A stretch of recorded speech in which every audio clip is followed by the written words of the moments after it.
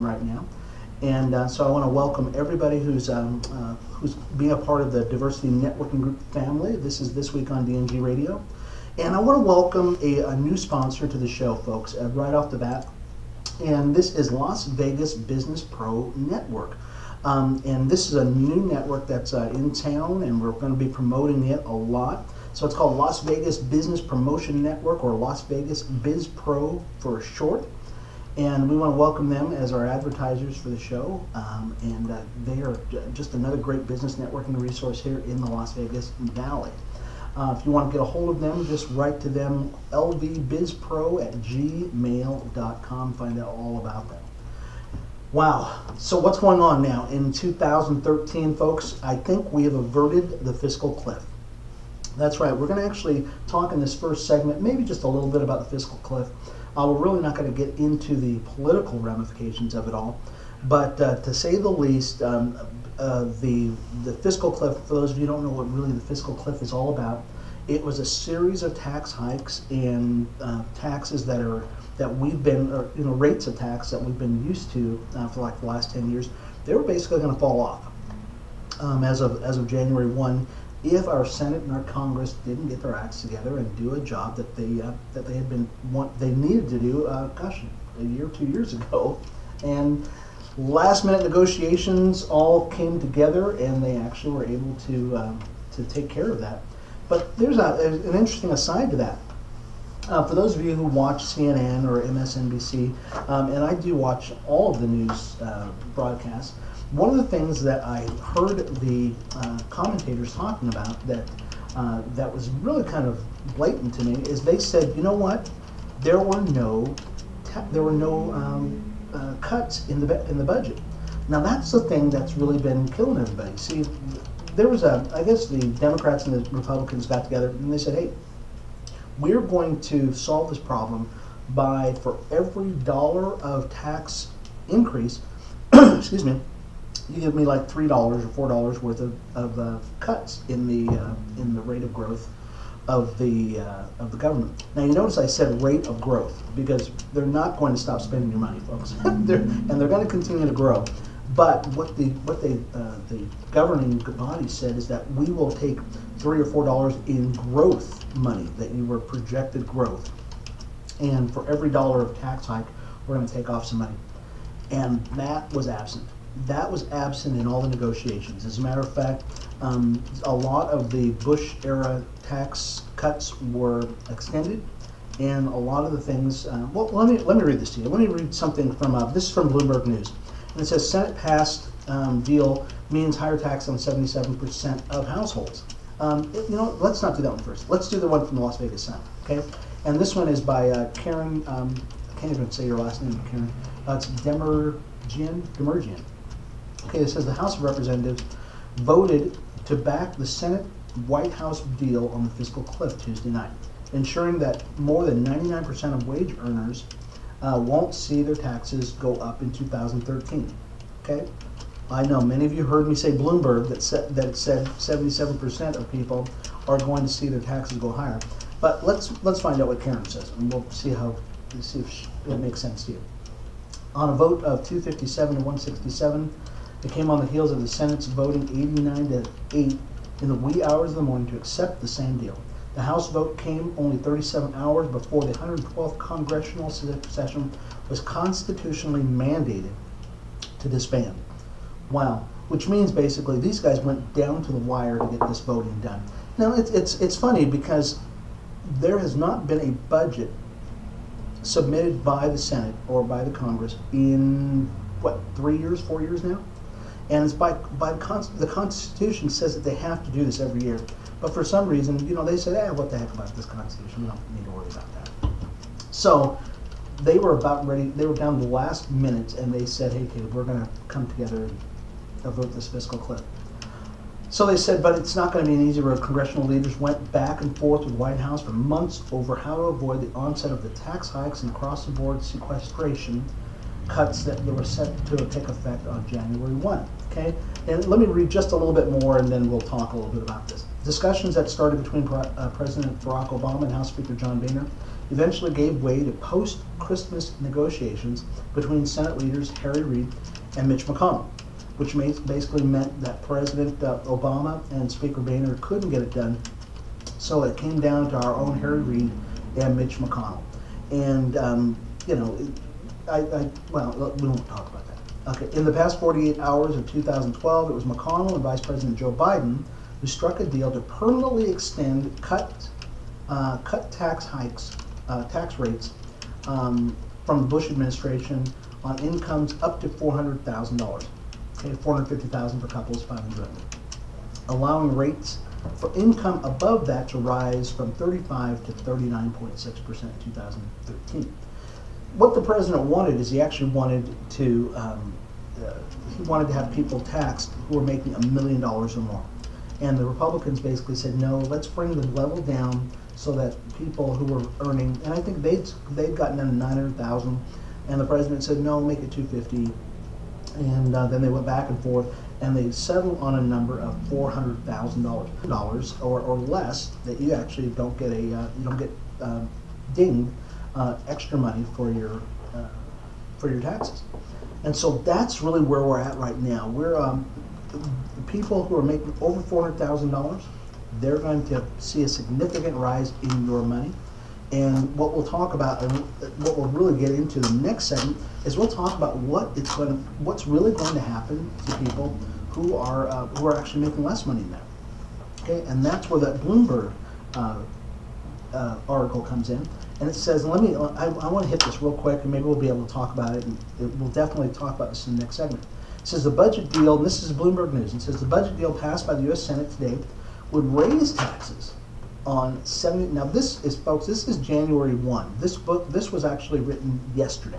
So this is not old news. This was actually yesterday. It says the budget deal passed by the U.S. Senate today would raise taxes on 77.1% of U.S. households, mostly because of the expiration of the payroll tax, according to preliminary estimates from the Nonpartisan Tax Policy Center in Washington. More than 80% of households with incomes between $50,000 and $200,000, which is probably most of the people that are listening to this right now, would pay higher taxes. Okay? Now, according to the AP, they said no, that people who are earning more than $400,000, that they're going to see more. But according to this article, no, if you're making between $50,000 and $200,000, you're going to see your taxes go up higher.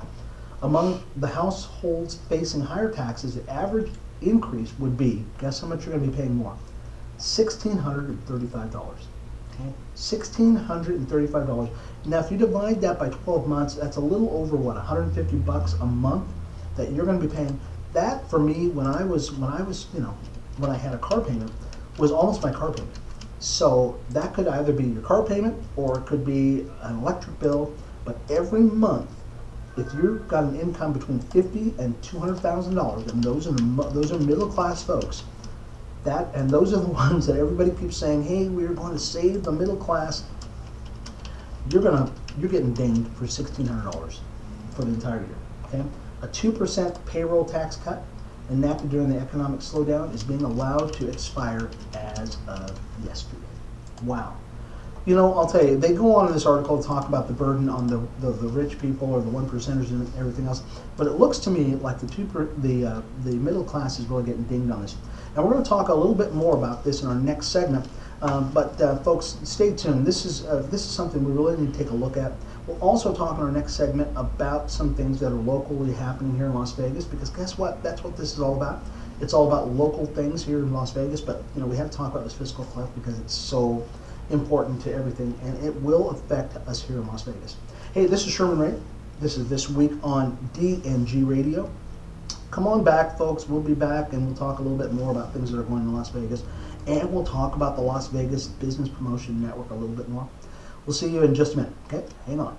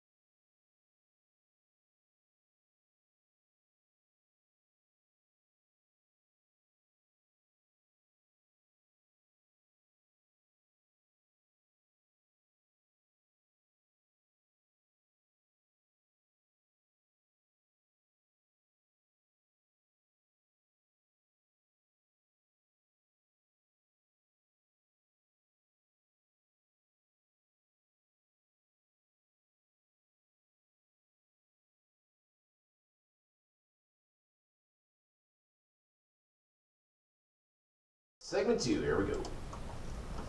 Hey, and welcome back, folks, to This Week on DNG Radio. I'm your host, Sherman Ray. And once again, we just want to welcome everybody back to 2013. It is January 2, and like we were just saying off camera here, that this our first segment is in the book for the new year, which is real cool. Hey, in the last segment, we were talking about the fiscal cliff. And for those of you who didn't hear about it, you know that the Senate actually did vote on the fiscal cliff, the bill that was submitted by the Congress. And that's the interesting thing about it. The Congress actually submitted 3 or 4 bills to the Senate many months ago, and the Senate would not bring up anything to a vote. And then finally, in the wee hours of the night, they were able to come to an agreement on the on averting something that was just catastrophic. Many people said that if we did not come up with a some kind of solution to this, that we could go back into a second recession, and that is not good for Las Vegas, folks. In Las Vegas, we're seeing some significant progress, and we're going to talk about that here in the next segment. But in this segment, we're going to suffice it to say, let's finish up what we're talking about, how this whole fiscal cliff thing and the resolution to it has actually affected markets.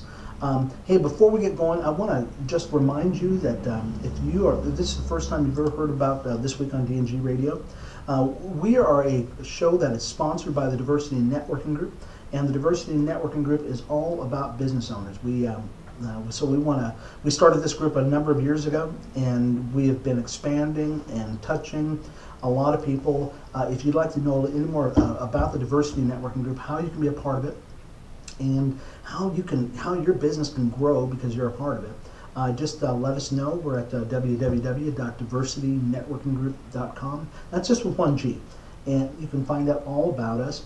Or you can also find about our new sponsor, which is the Las Vegas Business Promotion Network, and that's at LasVegasBusinessPro.com, or excuse me, at Las Vegas Business Pro, LV.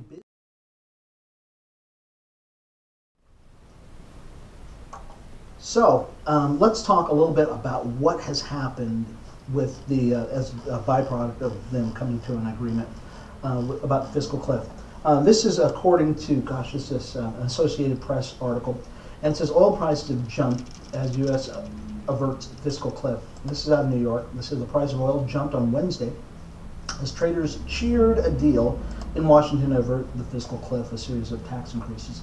And they said that in morning trading benchmark crude for February's delivery rose $1.14 to $92.96 a barrel on the New York exchange. So oil prices have gone up a little bit, which is real fun for us, which means that we get to pay a little bit more. Also, they said construction spending. There's another article, and I want to get to that one first. Okay. They said U.S. manufacturing actually expanded slightly last month, and which is interesting. That according to this article from the AP, they said that U.S. manufacturing grew slightly last month and factory hiring increased. The modest gains suggest the economy entered the new year with some momentum. Now you can imagine what would have happened if we had not, solved this fiscal cliff thing. That these manufacturers, these people who are, the people who are ordering these goods would have said, hey, you know what, we don't want anymore. And so that would have fallen off tremendously. And also the same thing would have happened with U.S. construction. Once again, another article from the AP. And it says in Washington, spending on U.S. construction projects fell in November from October because a steep drop in volatile federal projects offset another gain in home building. Construction spending dipped 30% in November, the Commerce Department said Wednesday. It was the first decline since March and followed a 0.7% decrease in October, which was revised lower. I love these revisions. I don't know what happened, but always it makes it look like there's something better than when it really is. So these revisions, you got to be really kind of skeptical on these revisions. But it looks like our construction spending dipped a little bit. Once again, this was all they were all kind of thinking, that something is going to happen as a part of the markets here in the United States. because of this fiscal cliff. And so that's what's happening, nationally. So the oil prices have gone up a little bit, and also the stock market is actually up. So the stock market went up about 250 points as a result of the fiscal cliff being averted. Now, a few months back, and she's a salesperson over at Neiman Marcus. And it was interesting, she said, you know what, why don't we all get our act together and quit acting like the government is God? And what she meant by that is that, many of us have aspirations, we have goals, we have desires, excuse me, but we act like the government is the end-all be-all. Well, in a sense, that is correct, but in a sense, it's wrong, because in this particular case, the government can affect change just by the specter of them screwing things up. Okay, if they're going to screw things up, screw up the economy, try to mess with the books or something like that, it can become very volatile here in America. And so, it's not like we should stop doing what we want to do, but we've got to be very conscious of the fact that the government, could really very well screw us up. And so this fiscal cliff thing, they've got a long way to go on this, but hopefully, they'll start taking care of the budget now as far as making any cuts, and they could, talking about entitlements and stuff like that, and we can actually see a change in the way things are going on. Hey, let's shift gears here a little bit. Now we're going to shift gears and we're going to talk a little bit about what's going on in Vegas, and maybe we'll spend some time talking about Vegas, because that's really what this show is all about. There's a new networking group that we're really beginning to formulate, and it's called the Las Vegas Business Promotion Network. And so the Diversity Networking Group is teaming up with them to see some great things that are happening. And so you'll hear us from time to time talking about them more and more about what we can do and how you can be a part of it and stuff like that. So this is actually kind of the logo, and we got to develop the logo and stuff like that for it. And if you would like more information on this, just go to lasvegasbizpro@gmail.com. That's lvbizpro@gmail.com. You can find out more information on them and how you can be a part of it. Or if you'd like to be a part of the Diversity Networking Group, which is the mothership, you can go to the Diversity Networking Group at gmail.com. You can find out more about that. But either way, we are here to see your business grow and grow and grow to where it can be at. As a matter of fact, this year we've got a lot of people who have said, Sherm, we were inspired by what happened last year, and so we are moving forward with breakneck speed. As a matter of fact, this morning we had one of our networking groups meet this morning, and the name of it is the Christian Business Connection. The Christian Business Connection is a group it's a faith-based networking group, and we talk about diligence today, discipline today. And one of the guys, Matt Vosberg, and hopefully Matt, you're listening, because I'm going to tell everybody about what you said this morning. You said something very interesting, because we were talking about discipline, and he says, I want to be disciplined, not entitled. And I said, oh, man, that's good. We got to write that down. I want to be disciplined and not entitled. You see, in this country, we went from a disciplined era back in the 40s, and which produced what they call the greatest generation, to now we're in 2013 now, and we've got an entitlement mentality. And it's unfortunate that we really need to get back to the disciplined approach that brought us the steel magnets, the railroads, all those things that we enjoy now, Edison and the light bulb and all those things. If we can get back to that disciplined approach, I'll tell you, there's not much that this country cannot do. Or we can continue on the path that we're on right now and just continue to kind of slide down the hill. And that's not what we want to see here happen in America. We want to see us continue to grow. As a matter of fact, in our next segment, we're going to talk about Las Vegas, some exciting things that are happening in Las Vegas. So I want you to stay tuned. We're going to talk a little bit about Zappos, because Zappos is still doing it, folks. They are just, I love Tony Hsieh, what he's doing, and he is affecting change. If I don't want to ruin it, but if we had 5 or 6 Tony Hsiehs, you don't need 10 or 20 of us. All you need is 5 or 10 Tony Hsiehs coming in and encouraging people and seeing, you would see a huge difference, not only in Las Vegas, but actually in America. And that's what we really need. So anyways, this is Sherman Ray. This is This Week on DNG Radio. We'll be back in just a minute with segment 3, and got some great things for you. So we'll be right back. Stay tuned.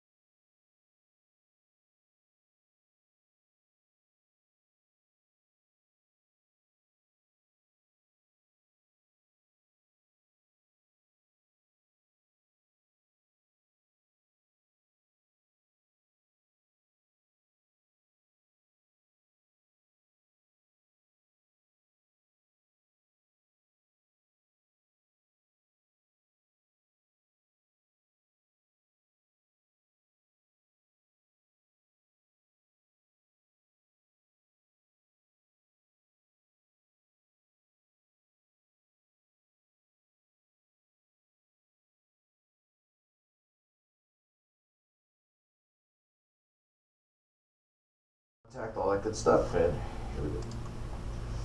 Hey, and we're back, folks. Final segment. First show of 2003. This is This Week on DNG Radio, your weekly show with me, your host, Sherman Wright, founder and president of the Diversity Networking Group. Hey, folks, let's talk about all things Las Vegas. That's some interesting things that are going on. We've been discussing it off camera, and it's just, you cannot be anything but optimistic for what's going to happen, because we've gone through hell in Las Vegas. I mean, we really have in the last couple of years, and now we're looking at some things that potentially could be some great things. I want to thank you folks for who've been a part of the show since its inception, and we've got people that are in Japan and London and here in the USA. A lot of people up in the north and stuff like that. So we want to thank you folks for I know you want to know what's going on in Las Vegas, so let me give you a little bit of what's going on here in Las Vegas. Many of you know about Zappos and Tony Hsieh, and you know, he's just a magnet. I mean, this guy has done a lot of great things. He was actually the guy who founded Zappos, and when he did, he said, hey, guess what? I'm going to create a culture, and that culture is going to foster some great things that are going to go on. Excuse me. Well, people who are working at Zappos are like the people who are working at Caesar's Palace. They ain't leaving, folks. They ain't leaving. You're going to have to drag them out of the building, and that's the way it is over at Zappos. They're just not leaving, because he's created what do you call it? He's created an environment where people want to be around him. Well, guess who else has caught that vision? Okay, because Zappos has now gone from Henderson, Nevada, to now into Las Vegas, downtown here. Well, there's an article in Las Vegas Business Press, and it was just hot off the presses today, so this is fresh. Even the paper even smells fresh. Yeah, it does. Okay, and this is Wednesday, and it says, set for the city. Real estate brokers move office from, guess where? Summerlin to downtown to serve resurgence. I'm going to say it again. The real estate brokers move office from Summerlin, which is a great address up there. I've got a home up there, to downtown, where I don't have a home, to serve resurgence. Commercial real estate brokers Dean Kaufman and Brett Davis are following the techies to downtown Las Vegas. They moved their office of Jones. They moved the office of Jones Lang LaSalle from the master plan Summerlin community to a third-floor suite at 302 East Carson. Does that sound familiar to you? That's right. It's the same building where Zappos occupies 2 floors, and Vegas Tech Fund took 3 floors for startup incubator space. That's right, folks. I'll tell you, this is amazing. The company represents office tenants in the downtown sub-market that encompasses 5.2 million square feet of office suites with 11.9% vacancy. Okay, this is interesting because these guys took their office from Summerlin, where they've got a great address up there and it's nice and clean and everything else, to what would arguably be called urban downtown. And they're not doing it to save money. They're doing it because of something that is very interesting, and I want to read this, what they said. The reason they said they moved to downtown is the same reason that many urban centers around the world are experiencing a resurgence, said Kaufman. He said that it has to do with something called serendipitous interaction. That's right. Sounds snooty, doesn't it? Serendipitous interaction. The concept's pretty simple. When you increase density in a workplace environment, you have people having more random interaction, which leads to conversations, collaboration, and ultimately more productivity. That's awesome. Which means they're basically creating a mastermind hive downtown. Can you believe that? The downtown area is going to become a hive, folks. A hive of interaction, a hive. Now, our Las Vegas, now for those of you who don't know what Las Vegas is all about, and which means that you've been living on the moon, Las Vegas is not known for its intellectual prowess.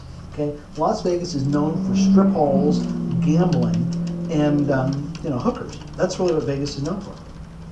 But Tony Hsieh has come in here with a vengeance, and he has founded what they call the tech, a tech fund, the Vegas Tech Fund, and they are doing startup money for businesses, tech businesses, and now this, this brokerage firm is saying, hey, we believe you.